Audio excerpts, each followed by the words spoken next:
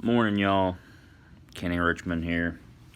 Get the hoodie on, get the pre-workout, and I'm about ready to crush another day.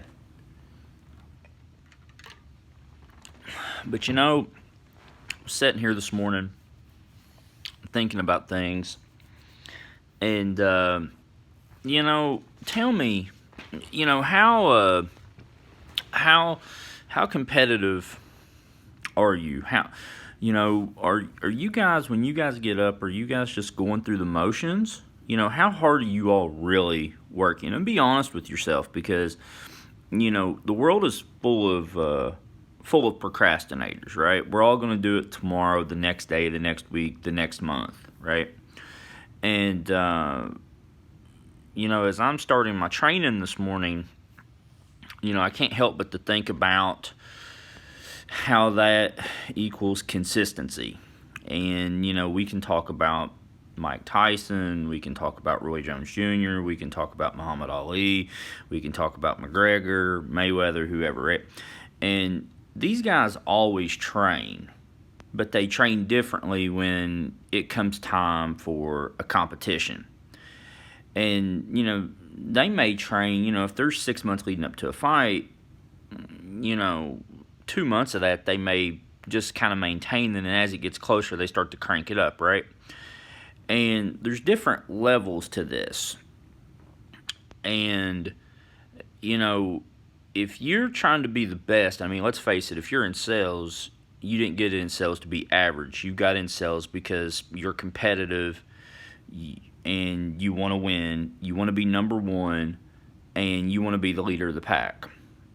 That's why most people are in sales, and I hate to break it to you, but if that's not the mindset you have, then you're going to make it really easy for people like me to knock you off the podium, because I'm coming.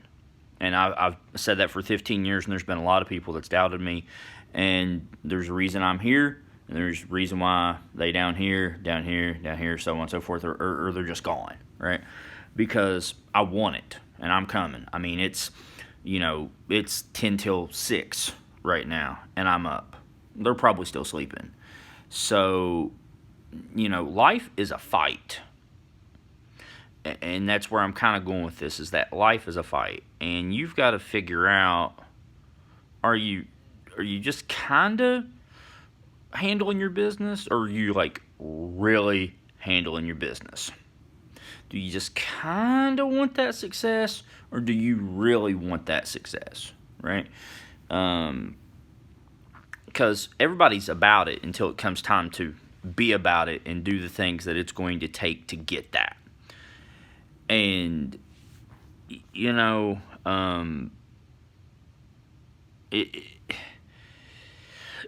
I see so many people say, well, I'll do that tomorrow. I'll do that tomorrow. I'll do that tomorrow. Had a call yesterday with one of my agents, and guys buying leads. Man, these people have already bought.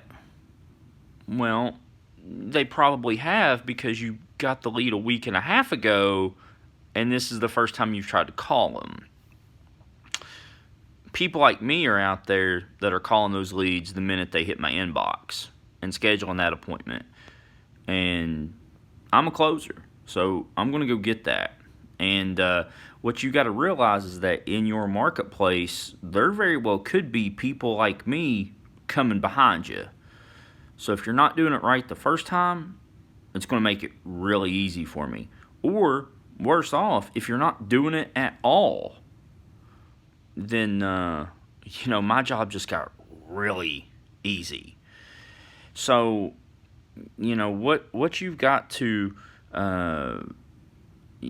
understand, guys, is that if you're going to be successful in sales, you have got to be willing to do the things that nobody else is going to do. Especially if you're going to be 1099, because you don't have anybody tapping you on the shoulder saying, hey, we got to get this done. Hey, you need to get this done.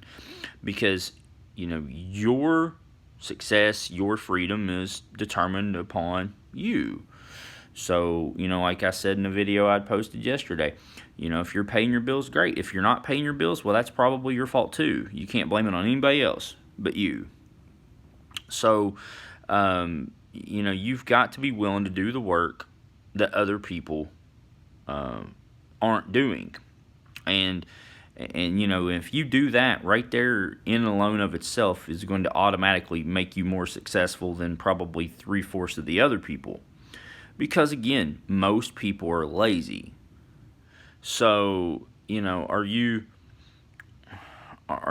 just training to maintain, or are you training to be great? And that's the question that you can answer. If you're in sales and you don't want to be number one, then prepare to be average, and prepare to try to get a job with Harold and HR, right? Because if you're in sales and you're not wanting to be number one, what the hell are you doing? What the hell are you doing? And listen, this is a marathon. This is not a sprint. So, if you're going to take over the world, right? If you want to make $100,000 a year, $200,000 a year, $300,000 a year, $50,000 a month, if you're trying to build your agency, the first thing you need to ask yourself is what can I become number one at doing? Understand, guys, this is baby steps. Is it I want to be number one on my close rate? I want to be number one with my close ratio, number one with my recruiting numbers. I don't want to miss any conference calls. I want to set a goal to read this book in 10 days. I want to set a goal to read four new books this month. Do I want to make a goal to speak to at least 10 new people every day, right? Because you're standing in line at Walmart, or you're standing in line, at the car dealership, getting an oil change or whatever it is, right? So, you got to start small to take over the world. So, are you leading the pack? Are you in the middle of the pack? Are you at the end of the pack? And look yourself in the mirror and say, how hard am I really working? And be real with yourself. How hard am I really working? Because, I'm just a guy from Eastern Kentucky. But here is what I'm going to tell you. You cannot have, or let me phrase that. You will never accomplish $1 million dream with a minimum wage work ethic. That's just fact. Unless you get lucky by the grace of God and you buy a lottery ticket and 6 numbers line up perfectly, the only other way you're going to get to your goal is by engaging in consistent daily activity that every day is going to put you a step closer. And are you going to have steps along the way that, you take 3 steps forward and 4 steps back? Yeah, that's going to happen. But it's like I said yesterday in a video, how you react when you get punched in the mouth is what's going to determine the life that you live. And so you've got to be prepared for those. And when those moments come, you need to be prepared to work, a little bit harder to get yourself back ahead of the game. Because, if you're just an average agent, well, guess what? You're just going to be another person. You sit down at a client's house and they're going to say, oh, yeah, this so-and-so come, some guy or some girl come through here 3 or 4 years ago. What was her name? Oh, I don't remember. And listen, if your clients don't remember your name, that's the first telltale sign that you're just average. Because you're not leaving your mark. You're not leaving an impression. You're probably not getting any referrals from that. So, maybe you can use some of this information this morning. I'm about ready to finish this pre-workout, get my day started. Y'all have a good one. Need anything, holler. Peace.